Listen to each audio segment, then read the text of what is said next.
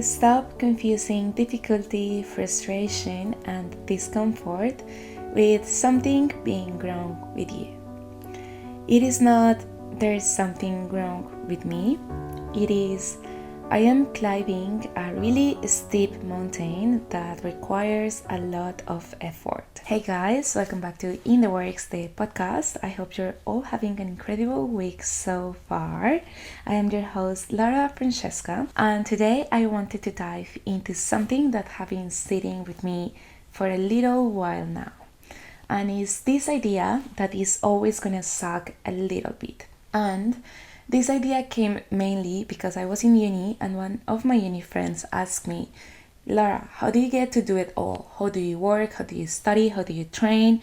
How do you manage to look after yourself? And in that moment, the only thing that came to my head to tell her was, it's gonna suck a little bit. And we all know that I'm the queen of manifestation, positive vibrations, and all these things, but I also love to be realistic. And for so long, I carried this pressure that I had to love the process of everything I was doing. That every single part of chasing my goals had to feel super balanced and fulfilling and super beautiful, like I was living in a movie.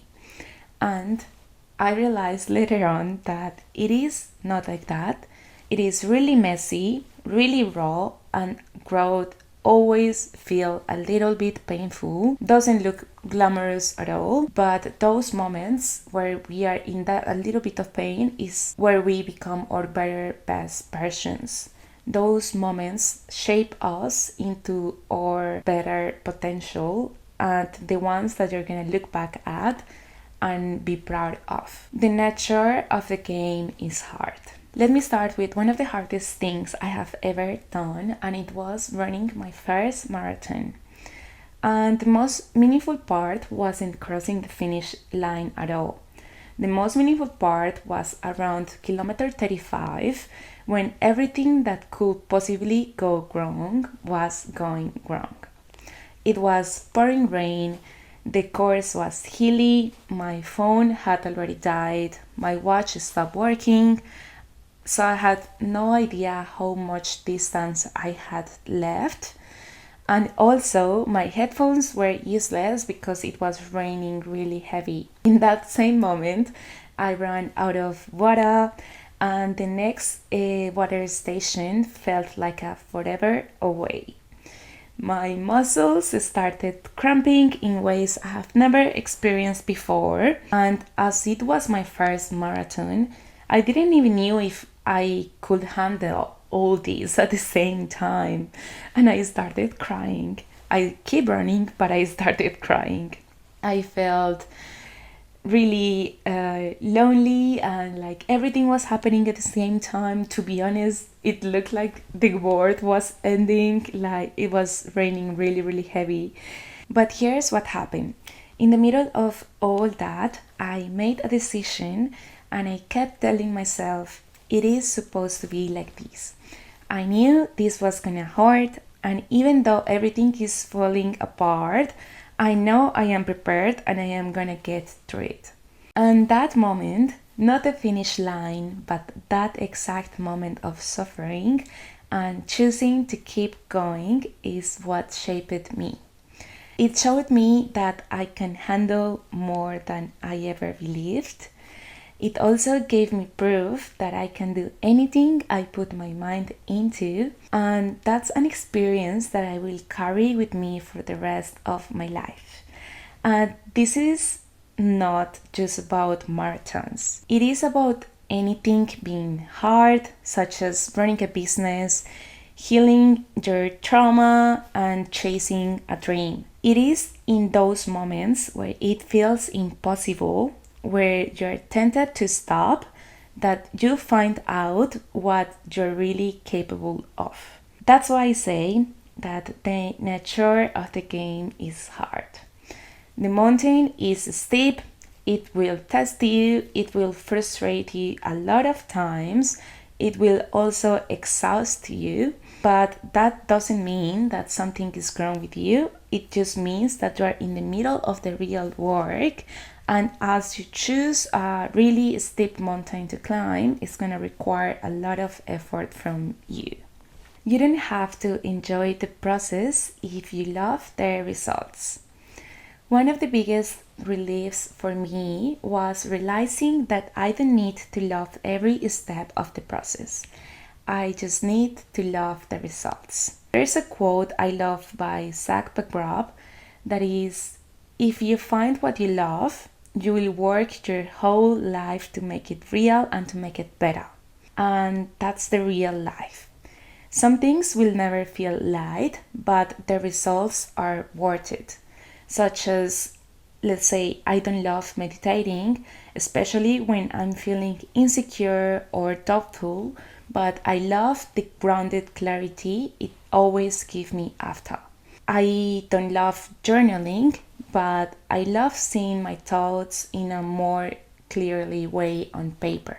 Let's say I don't love the grind of training, but I love feeling strong and alive in my healthy body. Let's say I don't love having uncomfortable conversations, but I love knowing my boundaries are being respected and they're being met as well. I don't love therapy, but I love becoming a better human being, a better friend, a better partner. And that's the pattern. The act usually sucks a little bit, but the results is what we are after. And even now, with more than 5 years into my personal growth journey, therapy, fitness, books, podcasts, discipline, it still sucks sometimes. Even with all my discipline, there are still days when the very last thing I want to do after studying, working, podcasting, and training is to come home and sit down to meditate or to journal. But the thing is that I know from experience that these practices always make me feel better. Meditation resets me, clear out the noise in my head, helps me breathe again. Journaling lets me reflect on what I accomplished in the day, or let's say if I didn't accomplish much, it forces me to ask myself why. What shifted today?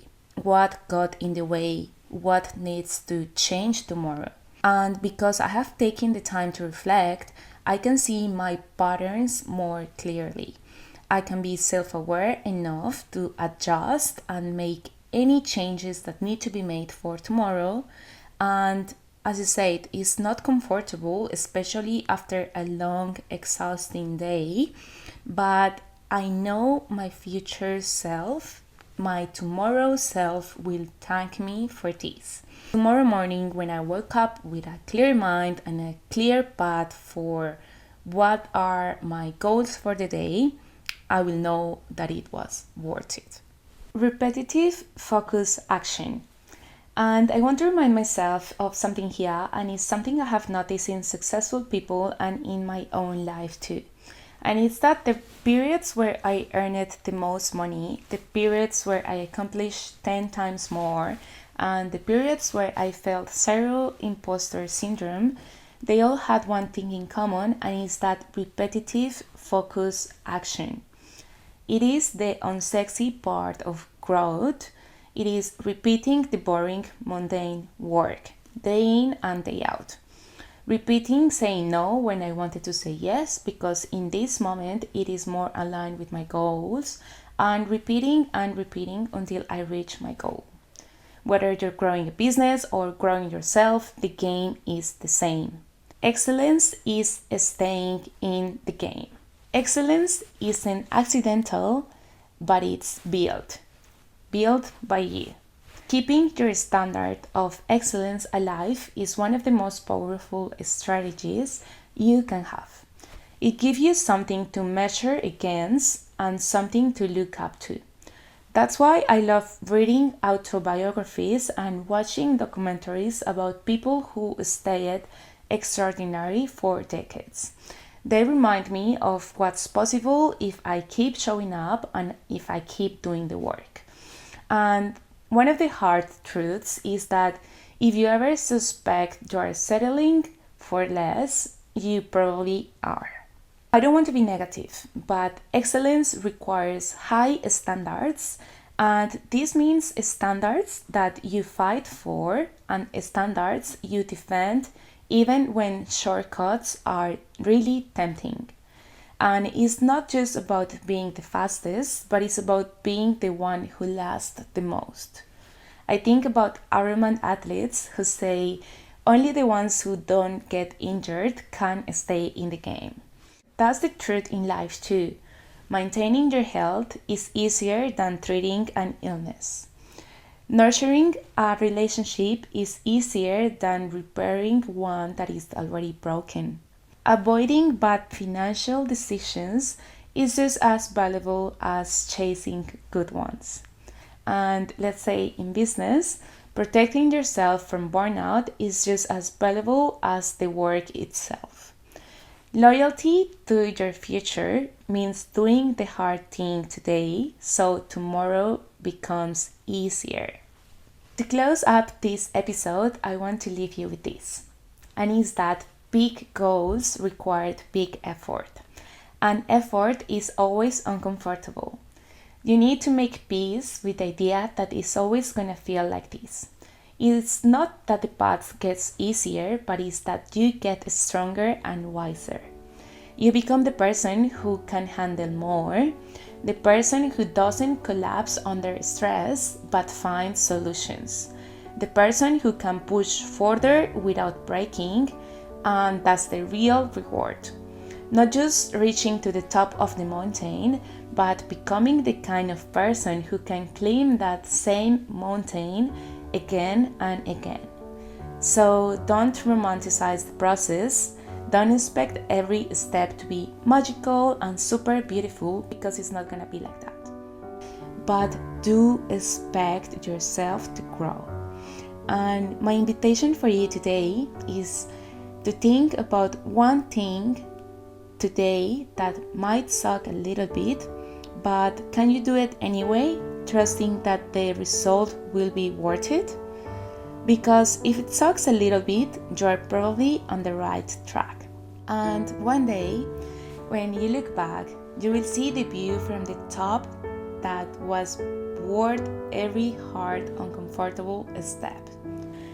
I hope clarity and wisdom come to you, the kind that helps you follow your dreams and not get trapped in old habits that no longer serves you. Because deep down we all know that you can do more, that you can do better, and we all know you're perfectly capable of achieving anything you put your mind to. So please, I hope you choose to learn yourself a little deeper today, and I hope you take at least one actionable step that will bring you closer to that really big goal. I send you so much light and wisdom with so much love. Love.